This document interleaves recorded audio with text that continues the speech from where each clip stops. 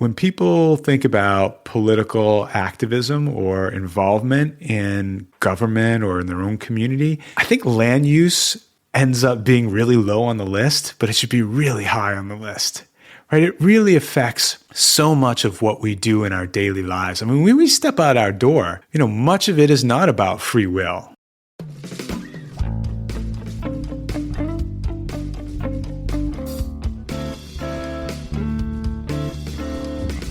Welcome to the Green Urbanist, podcast for urbanists fighting climate change.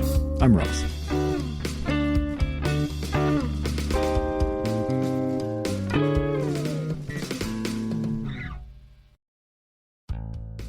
My name is Jonathan Rosenbloom. I am a professor of law and associate dean at Albany Law School and the executive director of the Sustainable Development Code. This episode with Jonathan is quite a wide-ranging conversation. We talk a lot about how local planning authorities in the US can use coding, and in particular something he's developed with colleagues called the Sustainable Development Code, to ensure that new development is low carbon and climate adapted and specific for their context and their local climate. But perhaps the most timely part of the discussion that we had was around the idea of sacrifice zones. It's quite a scary sounding term, but sacrifice zone is this idea that after an area has been destroyed or damaged by a natural disaster, or if it's at a high risk of a natural disaster, this idea that some areas, instead of being rebuilt as they were before, are actually left as a buffer between natural disasters or high risk of natural disasters and built up areas like towns and cities. And this idea that parts of our cities and our towns and our suburbs and our neighbourhoods could sort of be returned to nature in a sense. Those areas could be decommissioned, the buildings could be removed, and they would be allowed to rewild in a sense. And the idea is that this would bring a level of resilience to the rest of the built-up area, but it would also mean that the people who would move from those disaster-prone areas would be much safer by being relocated or choosing to relocate somewhere else. This was recorded in December 2024, so quite soon before the LA wildfires in January 2025, which is why we don't mention that in the episode, but we do talk about wildfires in general. And the fact that I'm releasing this now, just as I think over 100,000 people have been made unhoused essentially by this incredible wildfire that has ripped through LA is, it's a very timely discussion, and it's not something that we talk about lightly. It's quite a difficult topic. It's a very emotive topic, but I think these are the kind of difficult conversations that need to be had during this time of climate crisis, where some neighbourhoods just won't be safe to live in anymore. And we've seen that sometimes very large parts of cities are not safe to live in. And so we need to, going forward in LA, but also in Spain, where there was massive flooding in the summer, and all over the world where there is natural disasters like this, there is difficult conversations like this that need to be had to think about what are the options, with the goal of averting loss of life first and foremost. So I hope this is an interesting and enlightening and thought-provoking conversation, and I hope the rest of the conversation, which is about slightly more mundane things around coding and local planning powers, is also useful, particularly for those of you based in the US. If you have any thoughts on this topic, I'd love to hear from you. You can also contact Jonathan. His email address is in the episode description, the show notes, but there's also a link in there to my contact page on my website, so you can send me a message as well. I'd love to hear from you and hear what your thoughts are on this. For those of us, those listening and people like me who are not in the US, you tell us a little bit about the US coding system and what that is, and then maybe that'll take us into why you came up with the Sustainable Development Code. Yeah, and actually the question is a really good one because it starts to frame why we came up with the Sustainable Development Code. So in the United States, we have over 36,000 local governments. So these are towns, counties, cities, parishes. each of these towns, cities, counties, parishes has the ability to regulate land. And they get that authority because it resides with the states. So in the United States, there's 50 states. Each of those states then delegates land use authority to these local governments. And from there, it all just sort of got fractionalized. And so now we have thousands upon thousands of these local governments that are regulating land use, even though they're facing the same problems or very similar problems in many instances. So I guess, so it's, and in terms of how it works in practice, it's very much a spatial plan-based system, isn't it? Where the local government is setting out what can happen where in terms of development. Is that right? Yeah, that's for the most part right. I mean, it's an interesting process because in many ways, it's like the combustion engine for the car in that it's been stuck where it is for the last 100 years, right? I mean, now we're starting to see EVs and all this kind of development, right? But for the most part, the combustion engine is what we see on the roads, and that's the same similar combustion engine we still that was there, 100 years ago. Well, it's very similar with zoning. Zoning really came about in the United States, kind of coming out of the 19th century and into the early 20th century. We started to see these kind of one-off challenges where development out of cities where they were growing rapidly, people were moving to cities, was starting to create these conflicts between the growth of the residential areas and existing agricultural or industrial areas. And so we started to have all these conflicts. So some cities started to pass these one-off zoning, and as cities continued to develop, ultimately New York City in 1916 said, well, we're going to get a comprehensive zoning code that regulates all of the areas across the city. But to kind of come back to your original question, it's almost like a two-stage process, and it's really oversimplifying it. But the two stages are, number one, we as a city, as a community, are going to come together and figure out what do we want to look like in terms of our land use, in terms of the way that we interact with each other or don't interact with each other is really what happens. But what do we want to have here in our community for the next 20 years? That's called comprehensive planning. And in many ways, that's the first sort of step to getting a zoning code. After that, or as part of that, then local governments have their zoning laws that are supposed to put into place the actual laws and regulations that are based on the comprehensive plan. Now, in practice, of course, it doesn't actually play out that way, like not everything, but like a lot of law, it doesn't play out that way. But what we have is we have comprehensive planning continuing to be revised every 5, 10, 20 years. That depends on state law. And then we have zoning codes that are updated sort of one-off, right? Like a zoning code can be 300 pages long, but there will be like okay, we have to change this little piece over here. We want to tinker around this here. But, I just want to make one more point about this, which is that undergoing a zoning rewrite is a significant endeavor. And so you have these thousands of local governments. Many of them have their original zoning code from the 1940s or 50s or 60s or 70s, even 80s and 90s. That's the base of their code. And all they've been doing over the past, 40, 30 years has been doing these one-off updates. But you think about the world around us, and it is so dramatically changed, whether we're talking about climate change or wildlife biodiversity, water. I mean, everything is so dramatically changed that trying to figure out how to fit that into an existing zoning code that is decades old is a real problem and a real struggle. And again, we have thousands of these local governments that are struggling with this.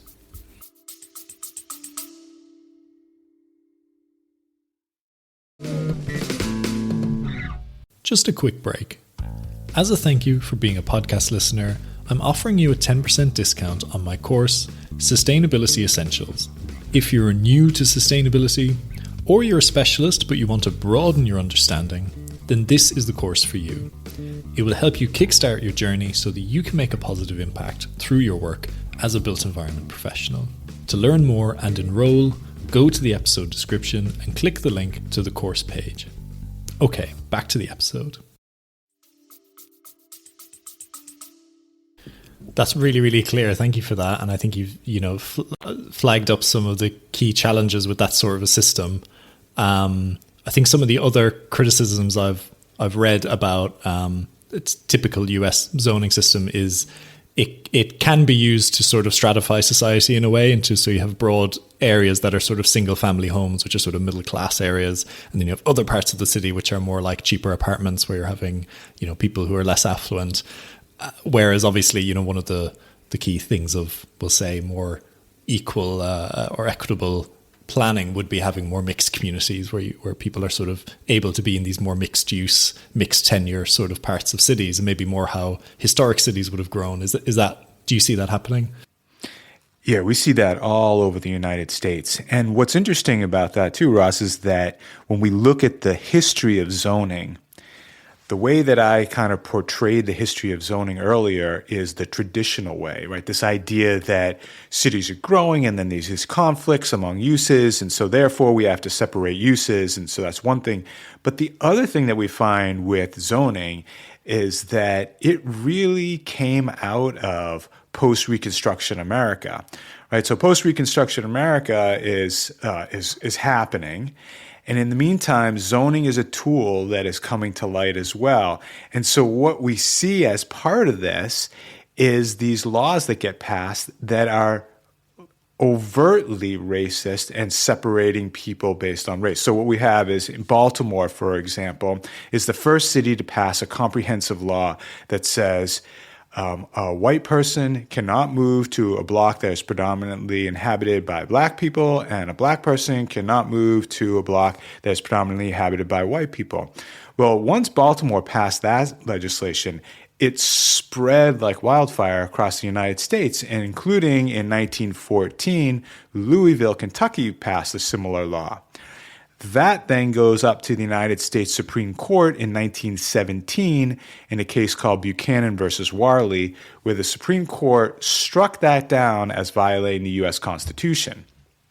Now, we might think, okay, so therefore, zoning law, therefore, is sort of out of the game of being used as a tool, as basically a weapon to separate, segregate, and discriminate based on race or ethnicity.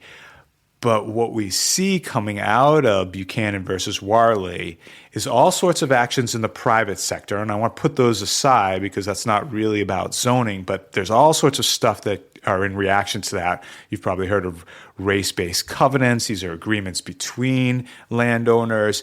There's all sorts of things happening in the realtors, among the realtors and the realtors associations at the bank level with redlining and other things, right? But what I want to talk about is, well, what about zoning? Because that's what Buchanan versus Warley was about. Well, what we see there is we see a move to have facially neutral provisions that have a disproportionate impact based on race. And those become rampant. And that's really what you're talking about, right? So we have two kinds of separation happening. We have one, a separation of uses. And that's often called in the United States Euclidean. It's part of Euclidean zoning. It comes out of a case called Euclid versus Ambler, which I'm going to come back to. But Euclid versus Ambler was when the United States Supreme Court first upheld zoning as not violating constitutional rights. So it gave power to the local governments, or it didn't give them power, they had the power, but it said that them exercising the power to zone does not violate the Constitution. So one part of Euclidean zoning was to say residential uses over here, commercial uses over here, and industrial uses over here. So boom, we separate everything. We become a very car-dependent society very quickly based on that, and including Eisenhower growth of highways and other things that we can talk about. But the first thing is that zoning separate by uses. The other separation, though, what you really put your finger on, is that we also, again, zoning had expressly been used as a tool to separate based on race and ethnicity, but now it's being used in a facially neutral way to do so. And so how did it do that? Well, just as you said, one of the tools was to say, we're going to put single-family homes over here, and we're going to put multifamily homes over here. And not only are we going to do that, but we're going to use those multifamily homes as a buffer to provide a separation between industrial areas and single-family homes. We're going to use them as a buffer between single-family homes and highways and roadways. Right. So what happens is we start sacrificing essentially a group of people and who live in these multifamily homes to create a separation between the people we want to protect, sort of winners under zoning, and what we might think of as the losers. And just one last point on that is to come back to that Ambler case, that Euclid versus Ambler case, which upheld zoning under the United States Supreme Court, that there is a part of that decision, and it's called dicta, which means it's not actually part of the legal holding of the decision. So it was unnecessary for Justice Sutherland, who wrote this part of the opinion, to actually say this. But what he did is he called either people living in multifamily homes or multifamily homes themselves parasites feeding off of all of the great things that we find in single-family homes. And I say that sarcastically, right? What is he and the language he uses is that, look, single-family homes create this wonderful place where we want people to live. He talks about children being safe and growing up. And then these multifamily homes become parasites feeding off of that. And so what he really signals in that case is that, multifamily homes and single-family homes are not at issue in this case because they weren't at issue in this case, but we're going to signal to local governments that you can separate and treat differently multifamily homes, the people who live in multifamily homes, from single-family homes. And so, it does create, it becomes part of the American topography, this separation of land uses based on housing.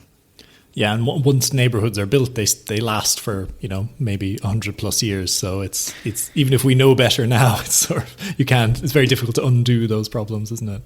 Yeah, that's a super interesting point, right? I mean, there's a couple parts of that. One is that they become a scar on the landscape, and we can't get away from that, right? But the other thing that I often think about with land use codes is it really, when you look around your city, your town, your county, what you're seeing is the physical manifestation of the law, of the code, right? I mean, this is the law physically manipulating the world around us. And that's a pretty significant thing, particularly when we think about, again, the age and the intent of some of these codes. That's fascinating.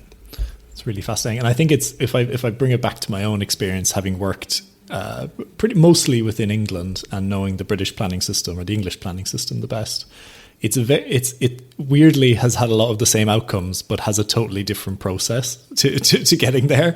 So instead of being zone based and being spatial planning, it's policy based, and it leaves a lot to the private sector and landowners to come forward with applications and to make a case for what should be developed on their land, rather than there being a sort of proactive planning element where the local authority says what we want where. And so what we get with that is, interestingly, still a lot of suburbanization, but also to the point where you can often have 500 homes in a field surrounded by farmland 20 kilometers from the nearest urban center, and that's profitable for developers to put forward, and they've been getting permission based on quite a permissive policy-based system. It's very well acknowledged now that is a huge problem. It's unsustainable. It doesn't have great social outcomes. It gets people stuck in car dependency. All these things. So the last government and the current government in the UK is trying to make changes to the planning system to make it a bit more like a zoning-based system. But I think they're struggling to get things moving. It's been like that since sort of post-war era. And it's really difficult to change these systems once they're in place. Yeah, that's really interesting. And it does make you kind of wonder, right? Like, what is the role of the law? And that's a multifaceted question, right? Like, what are we really trying to achieve through the law? And then does it do that, right? So how is it that we can end up with a very similar structural layout of our landscapes in the UK and the US, but the legal framework in which we arrived there was very different. And so then it comes down to, what are the similarities? What are driving the decisions? Are we talking about, something that is strictly based on economic development, right? Or if not strictly based, like predominantly based on economic development, and that becomes the driving force? Is it something that is more or less based on an intent to discriminate and segregate? Like, what is it that's really driving these decisions? And I think, like, at the end of the day, that's ultimately where, certainly the United States, we have to come to terms with that, because just like you described, the way that we use land in the United States today is having such a disastrous outcome for purposes of water, biodiversity, wildlife, climate change, and it is an extraordinary wasteful way to move forward for resources. And what are we leaving? Right, we are leaving these massive scars on the landscape.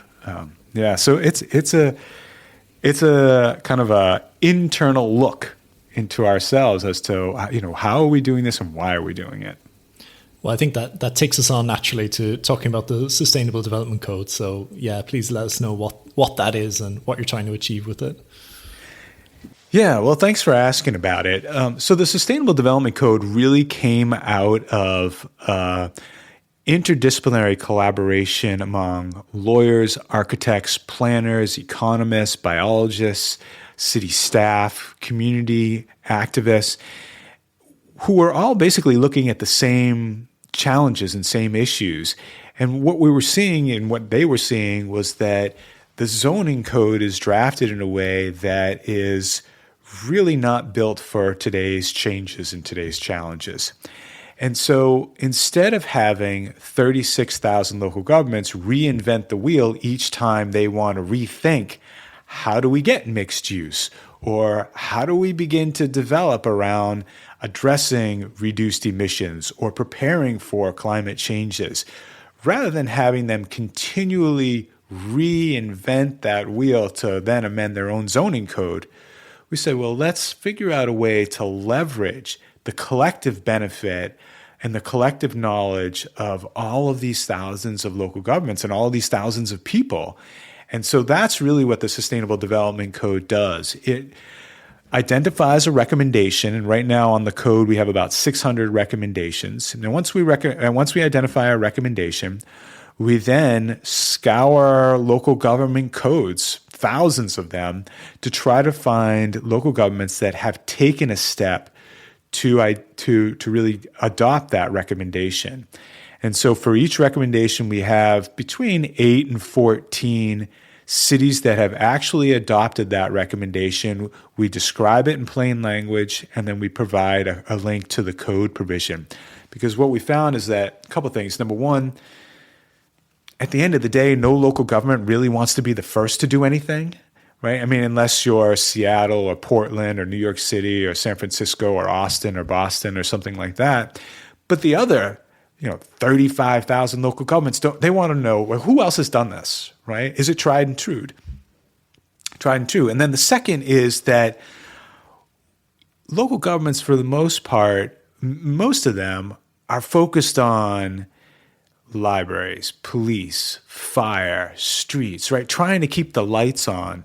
And they don't have the resources to say to someone, hey, this is really important for us. Like, we see that it's important, but can you take a week and do the research to find out how to draft this and then draft it for our code? And so what we're trying to do is bridge that gap. We provide these codes so that local governments can go in, crib the code language, and then make the tweaks necessary for their own code and adopt it.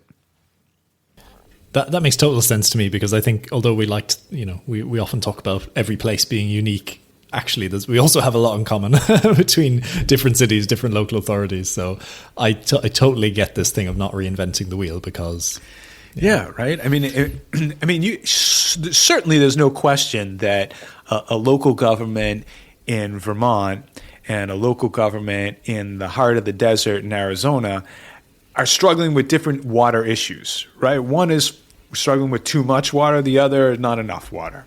Okay, so there's no doubt there's changes, right?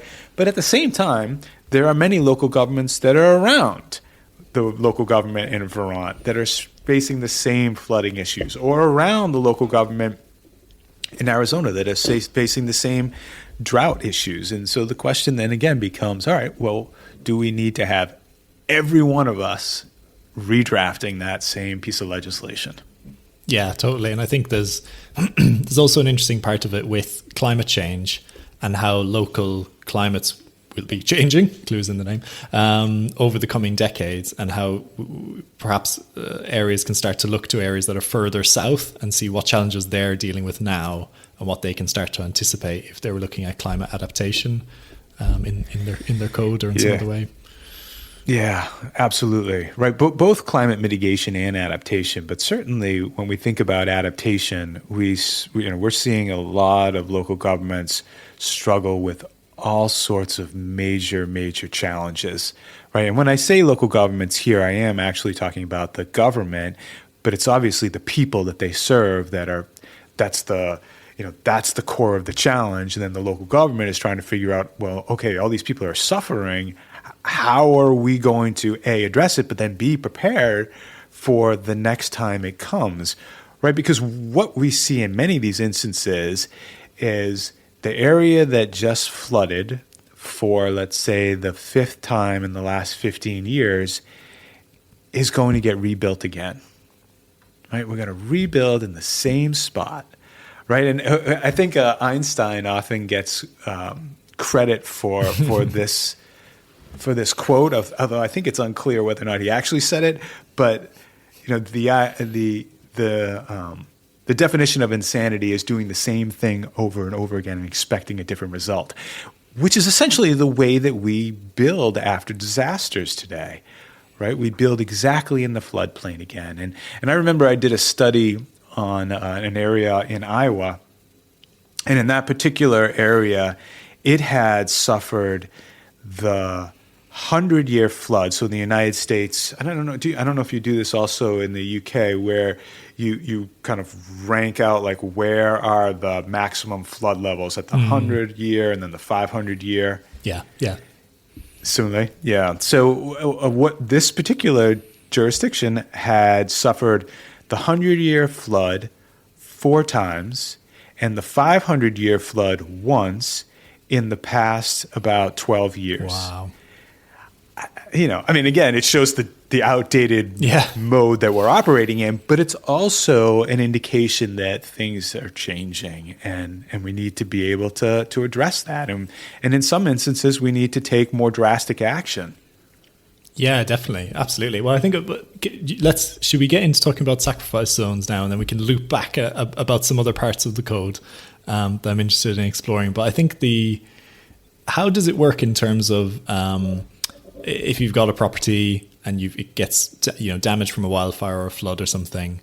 I think it's human nature that if something happens infrequently enough, we think, okay, that was a one-off freak event. We'll come back. We want to go back to our home, rebuild. But is there any powers in place, I suppose, or any rules in place that would stop people from doing that if it was just a place that was becoming too risky to live, essentially? Yeah, that's a great question. That's really kind of where I think much of the land use it has to go at this point. I mean, first, with any of this stuff, when it comes to zoning, it's really important to remember that we are talking about regulating things that impact people's lives. And so what that means is it's often something very personal, very connected to them, their children, maybe their grandparents, their parents. In addition, it's also something that is being inhabited by other species, wildlife and others. And so, even though much of the world that I operate in is either looking at words around zoning and then plans, that it's so important to always remember that, some of this, much of it, is connected to emotions. So when I talk about sacrifice zones, I don't do it lightly in the notion, in the idea that, yes, potentially someone that has been on their land, maybe even for 150 years in their family, may have to move off that land.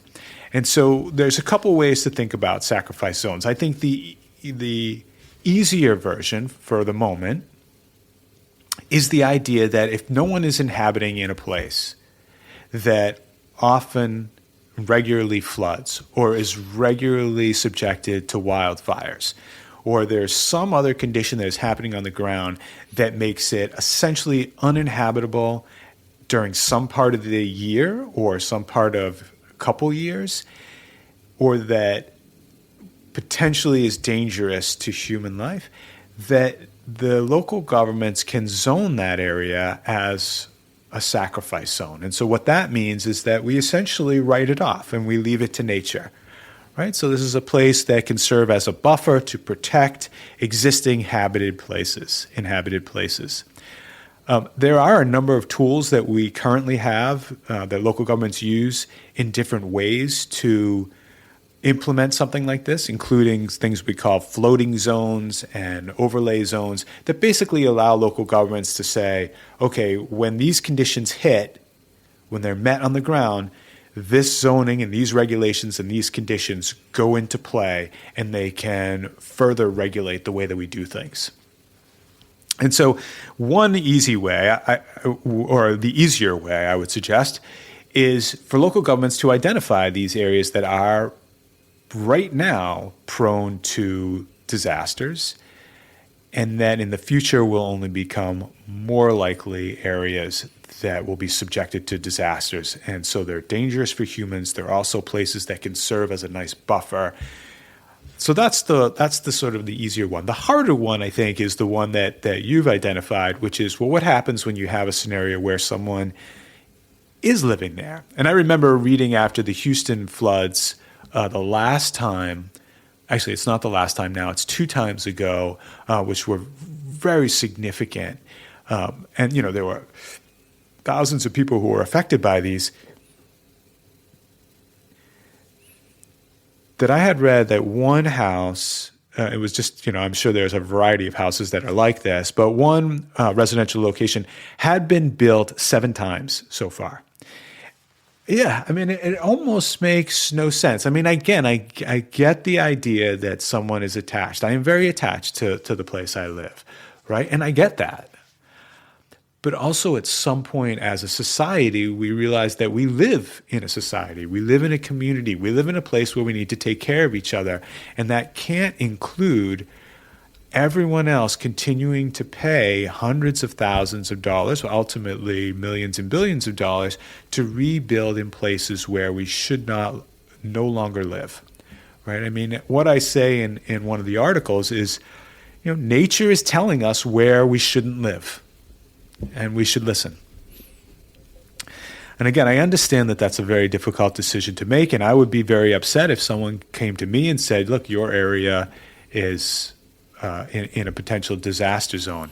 And so what I've been advocating for is that there are very clear, what we might think of as guardrails. But okay, well, what does that mean? Well, what it means is that it's very clear in terms of that this area has already suffered from a number of disasters, right? There's already been wildfires that have resulted in the rebuilding of the area multiple times. There's already been floods that have resulted in the rebuilding of homes multiple times. Like once that happens, that's one of the triggers to denote the place as the area as a sacrifice zone and no longer permit the rebuilding in that place. And I would note just one other thing is that we've been doing this kind of thing with zoning for decades. And what I mean with that part is I already talked about the overlay zones or the floating zones a little bit, but what I'm talking about now is telling someone, we know you used to be able to do this on your property, but you can no longer do that. Mm-hmm. That's been a foundational point of zoning from the very beginning. It's been called non-conforming uses, amortization, and the idea behind that is just we've decided as a community that the way that you're using your property is no longer consistent with the future of the community. are there any places, cities that are already putting this in practice? Not directly as a sacrifice zone, but undoubtedly across particularly in the western part of the United States, we are finding some places that are putting in very significant buffer zones around wildfire areas. So WUIs, which are wildfire urban interface areas, wildland urban interface areas, which are where we get the connection or the beginning of the urban areas pushing out into pretty dangerous areas concerning wildfires. There's a bunch of different requirements that local governments are requiring the residential or the developer to put into place where there's like a buffer. But that's a smaller version, you might think, of what we're thinking about here. In terms of flooding, we're seeing more of it. So around some flooding, there are some local jurisdictions. For example, I mentioned Iowa earlier. There's a local jurisdiction in Iowa, Cedar Rapids, that purchased a bunch of properties after a very significant flood. That's a version of a sacrifice zone where the city came in with financial support from the state and others to buy up some properties and say, look, instead of rebuilding here, we're going to buy it up. We can return it to nature. It can serve as a buffer for absorbing floods. Yeah, I think it feels inevitable, doesn't it? Because there's so many places that are at risk of a variety of natural disasters.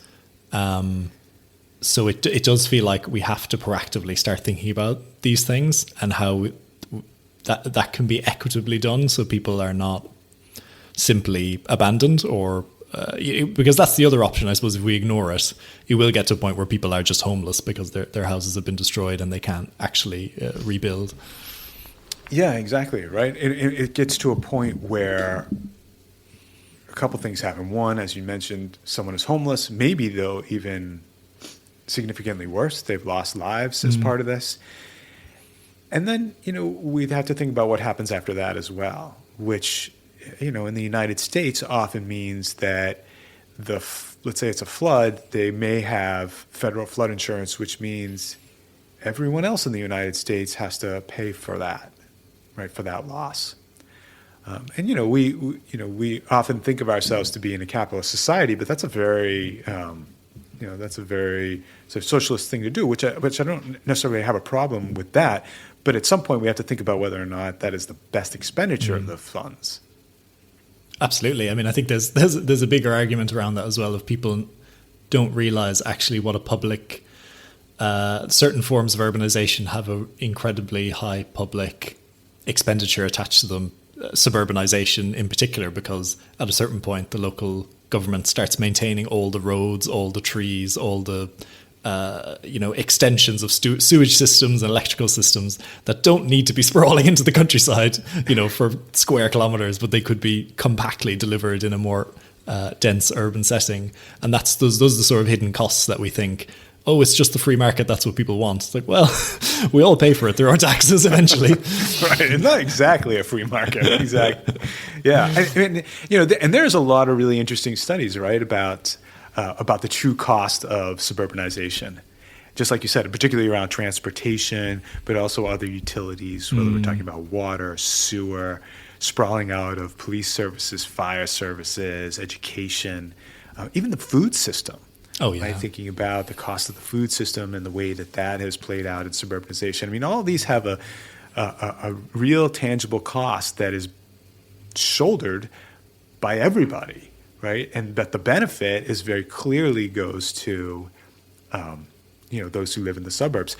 And just one other thing about that is that, when we think about how people move and what people take advantage of, right? Most people don't really register the notion that, the city becomes the central hub for commercial activity.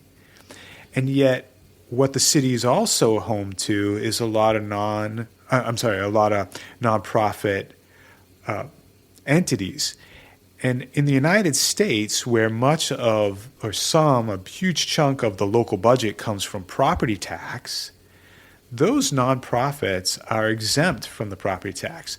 So you can have places, like, again, I'm talking a lot about Iowa for some reason, but Des Moines, Iowa, right, which has something like 40% of its property is occupied by nonprofits, whether that's a school or a hospital or some other entity, where no one's paying property tax for that.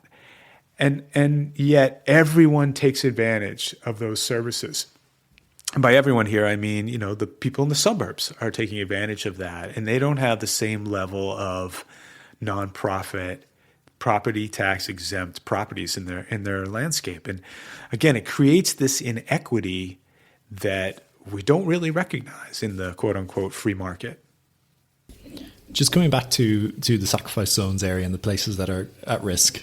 Now, I do think the term sacrifice zones is a difficult one because it sounds quite scary. Maybe we need a comms consultant to work on that and get something more sounds a bit friendlier. But if it makes you feel any better, I've had a number of people say that to me.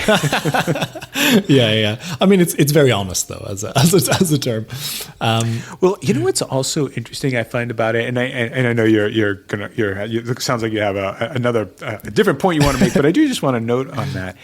One of the things that I think about with sacrifice zones, right, is that it's a very anthropocentric view, right? It's, well, we're losing something, right? Like we're sacrificing this to what? To nature, right? So we're losing something, and I guess when I think about that term, that's probably where I struggle with it, right? In the sense that, really what we're trying to do here is we are trying to protect human lives. We're trying to protect human values in terms of the economy and the sort of wasteful expenditures.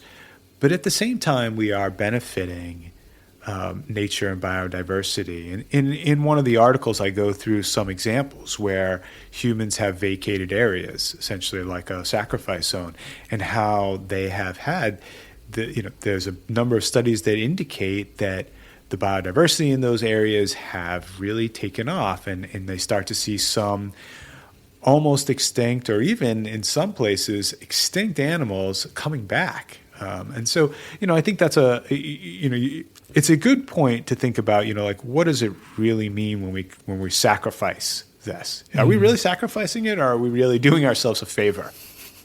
Yeah, totally. And I think you've set me up for my next point, which is around, if we take an even wider view, and this is probably beyond zoning, but some of the things that are happening in Europe around building in climate resilience to natural disasters is also around renaturalizing and rewilding parts of the landscape that have been highly altered over the centuries.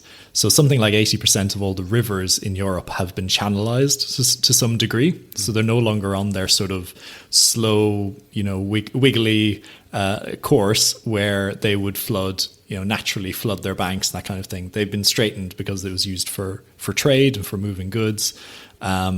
And also to keep, floodwaters out of agricultural fields and things like that. And what that means is you have all this water rushing down the channel into cities where it ultimately has the most damaging impacts. And so somewhere like the Netherlands is on a multi-decade program of renaturalizing river courses. And they're partnering with, I think, like an aggregate supplier who wants the sand. So that basically says they go in and they extract the sand that makes the rivers to renaturalize the river courses. They use that to turn that into construction materials or whatever. And it's this sort of great like public-private partnership where we get sort of a public good for a resource extraction that was presumably going to happen anyway somewhere else. And there was, I mean, in the UK we have the idea of a green belt, so an area around urban areas that stops them sprawling as much as, so much. So London has a green belt around it that sort of keeps it contained. And a couple of years ago, some wildlife charities were proposing the idea of a wild belt, whereas instead of having that as like low-grade agricultural land, which is what a lot of it is, we rewild that, we reforest it, we renaturalize it, and that gives us an extra... It builds resilience into that urban edge against things like flooding. Luckily, we don't have a problem with wildfires yet. so having forests right up against the city is not such a problem for us. But we'll see. Yeah, I mean, I think this is the next wave, right? I mean, we're already hearing about regenerative architecture, regenerative planning, regeneration among zoning codes. There's not a whole lot of it in play yet, but there are some things. So, for example, some cities have put into place instances where if you cut down one tree, you have to replant 10 trees. Oh, wow. Or if you fill an acre of a wetland, you have to replace it with 5 acres of wetland or 10. Right. And I think that and one other example, too, of this, which I really like, and this comes out of Baltimore, and this is what they said is that if you want the permit to build, and this is on commercial property, that the tree canopy cover has to be a certain percentage. And so if it's not there, you have to bring it up to that percentage. And I think these are all super important moves, which is really the future, right? If we continue on the trajectory that we're on, we're going to continue to exhaust the natural resources far faster than they can renew.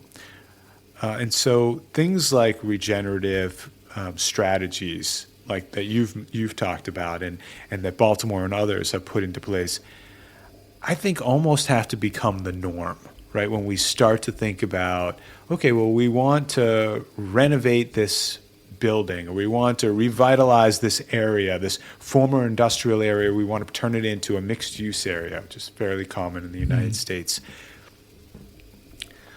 What does that mean for purposes of regeneration? Well, let's look at what was on the site, and let's start to bring some of that back. Right? Start to bring back some of the native grasses, the native pollinators.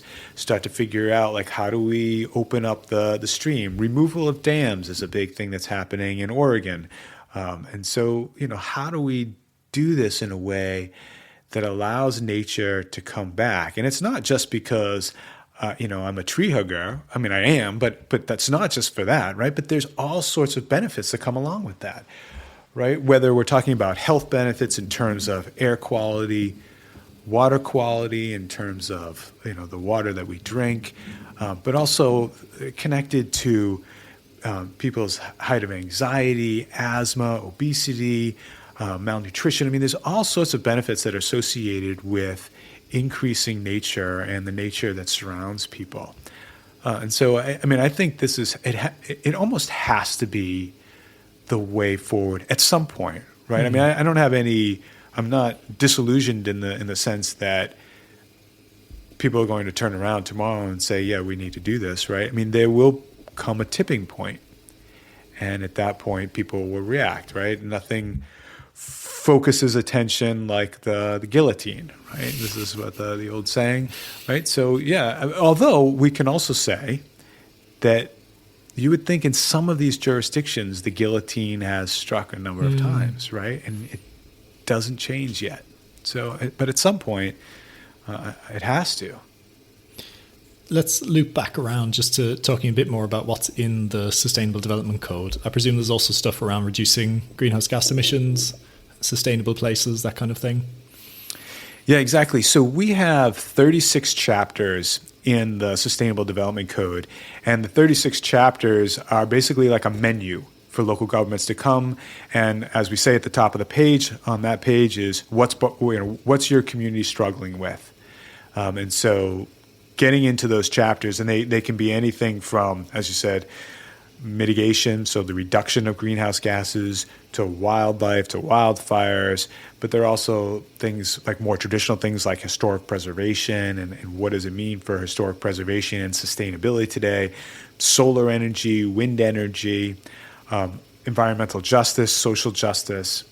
So we have 36 different areas, and then for each of those areas, that's where we find the recommendations in there. But things like climate mitigation, we have about 40, 45 recommendations around climate mitigation, some really great stuff, anything from site orientation, right? So requiring the building to be positioned in a way that maximizes energy, to more specific concerns on the building itself. So, for example, some jurisdictions across the U.S. have said, when you build something new in this jurisdiction, it has to generate the same amount of energy that's used on the site for the site itself. And so basically it has to be net zero. Now, of course, we can discuss about how that all plays out and what net zero means in that context. But the idea is that they're no longer pulling as a regular matter from the grid, that they're generating enough either solar energy or wind energy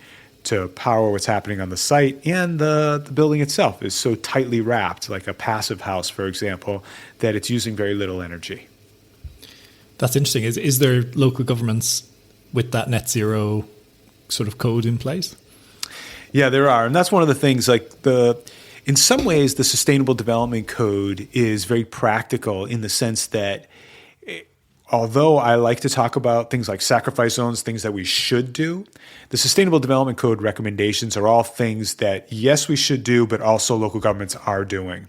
So for something like the net zero recommendation we have on the site, there are. So Lancaster, California, Sebastopol, California, San Francisco even has a similar piece of legislation that we talk about on the site. But Sebastopol and Lancaster are good examples where they say for these types of buildings, you essentially have to be net zero.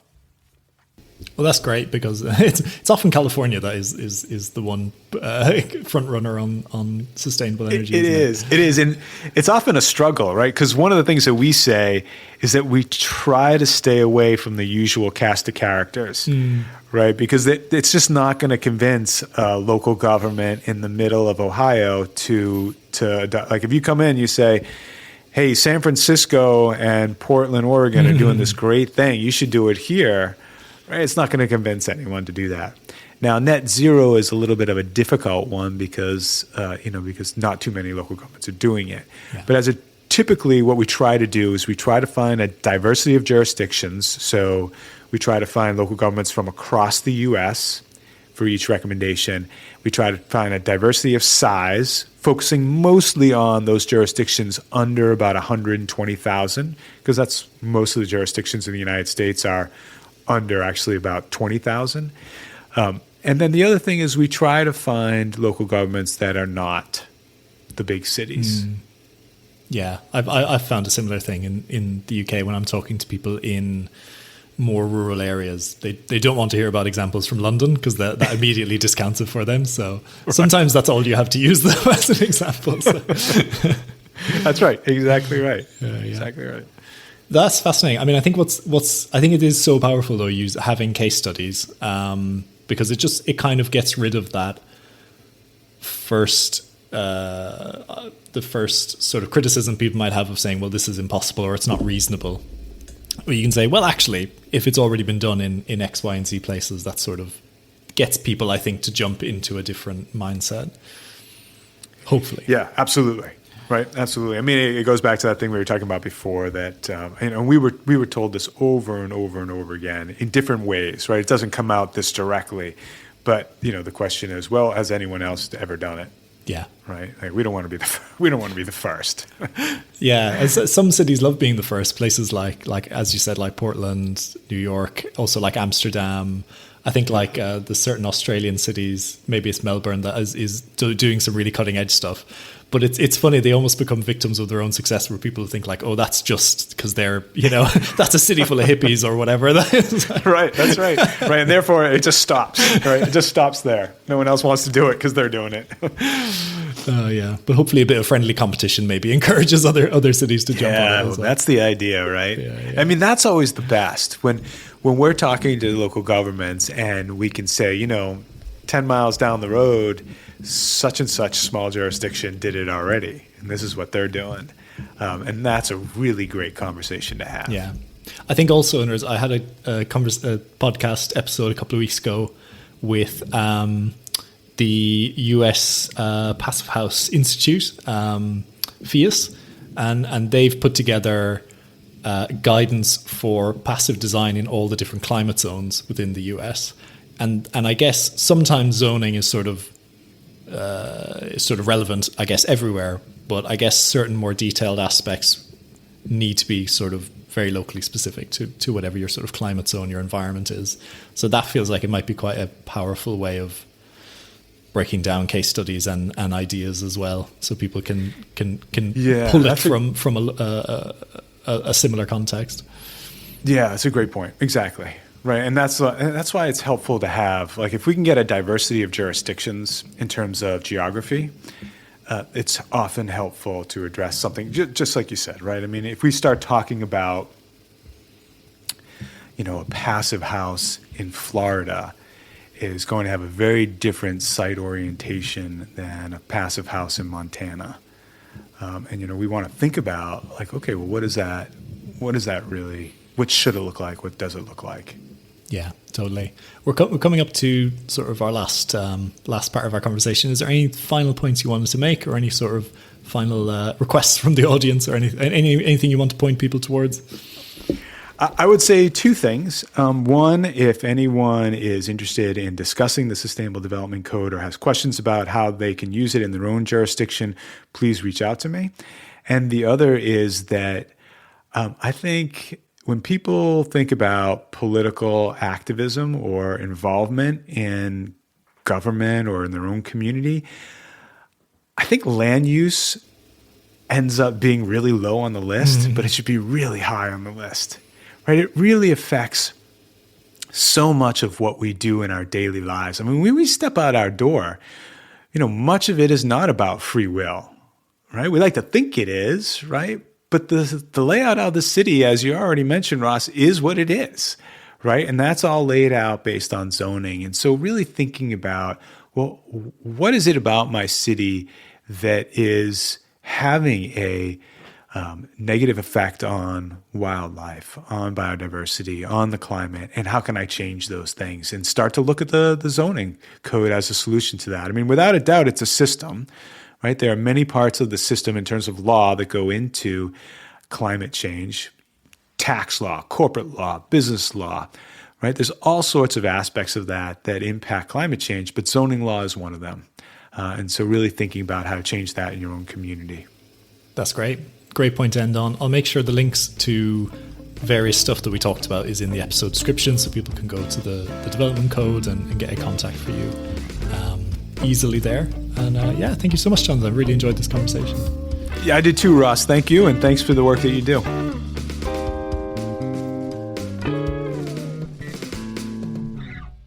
I hope you enjoyed that episode and you've been learning a lot from the Green Urbanist podcast. If you're at the start of your sustainability journey and you want to kickstart your learning and figure out how to take climate action in your work, I definitely recommend checking out my online course, which is called Sustainability Essentials for Built Environment Professionals. It's a self-paced online course with video lessons and advice for integrating sustainability into your work. The link to the course is in the episode description. Do check it out and consider enrolling.